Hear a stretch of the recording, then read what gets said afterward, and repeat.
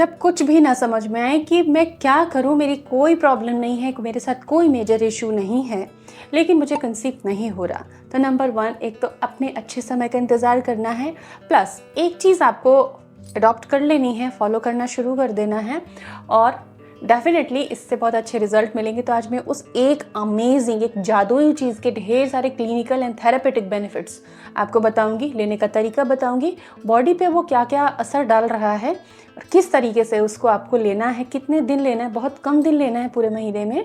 तो ये बहुत अमेजिंग होने वाला है और आपका स्ट्रेस बस्टर भी होगा।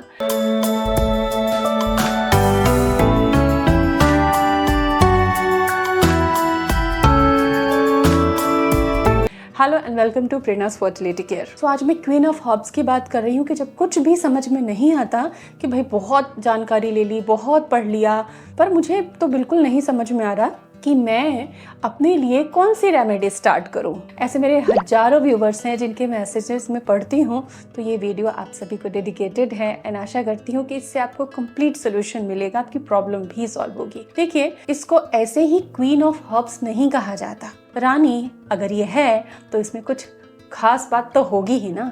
तो चलिए इसके गुणों को समझते हैं कि ये बॉडी में फर्टिलिटी के अंदर क्या इम्प्रूवमेंट लेकर आता है, क्या ऐसा मिराकल कर देता है जिससे कि माँ बनना बहुत आसान हो जाता है। तो इसके क्या क्लिनिकल बेनिफिट्स हैं उसको हम समझ लेते हैं।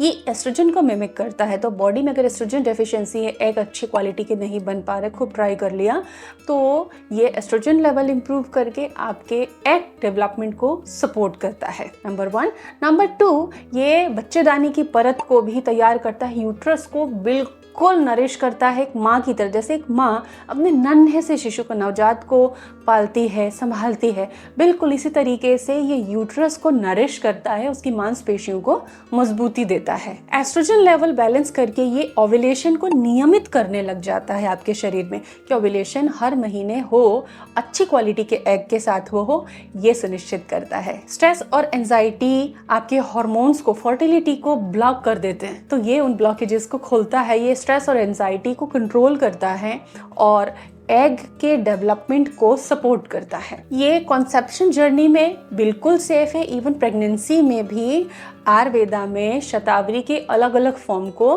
प्रेग्नेंट मॉम्स को दिया जाता है, तो आपको चिंता की बात ही नहीं है।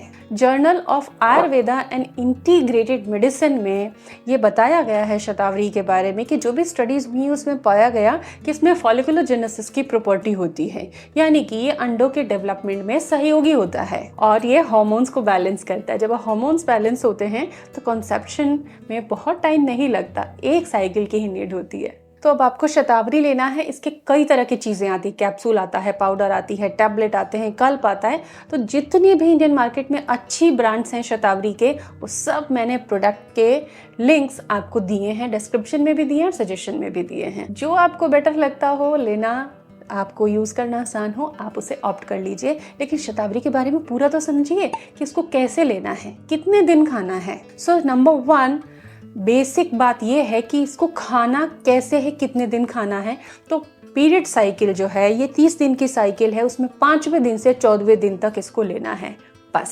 उसके बाद आपको स्टॉप करना है, अपनी साइकिल को ऑब्जर्व करना है, बढ़िया डाइट, बढ़िया एक्सरसाइज को फॉलो करते रहना है। लेकिन शतावरी को डे 5 से डे 14 तक ही आपको यूज करना है। पीसीओएस है, इरेगुलर पीरियड है, या बहुत स्ट्रेस और एंजाइटी में आप पड़ चुके हो, तो इसको आप अश्वगंधा के साथ कंबाइन कर सकते हो। लेकिन अगर कभी आपको हैवी ब्लीडिंग हो रही हो, 5 दिन पे ब्लीडिंग नहीं रुकी है, तब आप शतावरी न ले, ब्लीडिंग रुकने का इंतजार करें, तब आप शतावरी को शुरू करें। तो अभी आपने जाना कि इसको कितने दिन खाना है, लेकिन किस तरीके से खाना है। तो रात को सोने से पहले गुनगुना दूध आप अगर ले सकते हैं तो बहुत अच्छी बात है, गुनगुने पानी से भी ले सकते हैं। शतावरी को दोनों चीज़ों से लिया जा सकता है, पानी या दूध। अगर कोई लैक्टोज इंटॉलरेंस है, वो दूध पी ही नहीं सकती, तो उनके लिए गुनगुना पानी बेटर ऑप्शन है। तो गुनगुने पानी या दूध में थोड़ा सा घी मिला लीजिए। अगर घर का शुद्ध बढ़िया प्योर 1 नंबर घी है आपके पास, तो उसे आप मिला लीजिए और उसके साथ आप शतावरी के प्रोडक्ट, कल्प है, लिक्विड है तो उसमें मिक्स करके, टैबलेट कैप्सूल है तो उसके साथ में आप खा लीजिए। आप अश्वगंधा भी इसके साथ ले सकते हैं। ये कॉम्बिनेशन बहुत ही इफेक्टिव होता है। लेकिन ऐसा नहीं है कि शतावरी खा ली तो बस अब तो बस कुछ भी खाऊं, खाना में कुछ भी खाऊं चलेगा, ऐसा नहीं है। हेल्दी खाना खाना पड़ेगा। संतुलित आहार का कोई ऑप्शन नहीं है। आप दुनिया में कहीं पर भी चले जाएं और अगर थोड़ा अनुलोम विलोम करते हैं, आप भ्रामरी प्राणायाम करते हैं तो आपको रिजल्ट अच्छे आएंगे। और याद रखें, माँ बनना है तो आप खून की कमी नहीं होनी चाहिए। आयरन वाली चीज़ें खाएं, अनार, चुकंदर वगैरह, जूस वगैरह, डाइट अच्छी रखें। शतावरी आपके हार्मोन बैलेंस करेगी। आपको दुनिया भर का न्यूट्रिशन जो खाने से मिलता है वो नहीं दे रही है। तो अपना खाना और अपना योगा एक्सरसाइज मेंटेन रखें और हमारे साथ जुड़े रहें। आपके थॉट्स, आपकी प्रॉब्लम्स कमेंट सेक्शन में लिखें। अदर वीडियोस भी देखें और चैनल ज़रूर सब्सक्राइब करें। Thank you.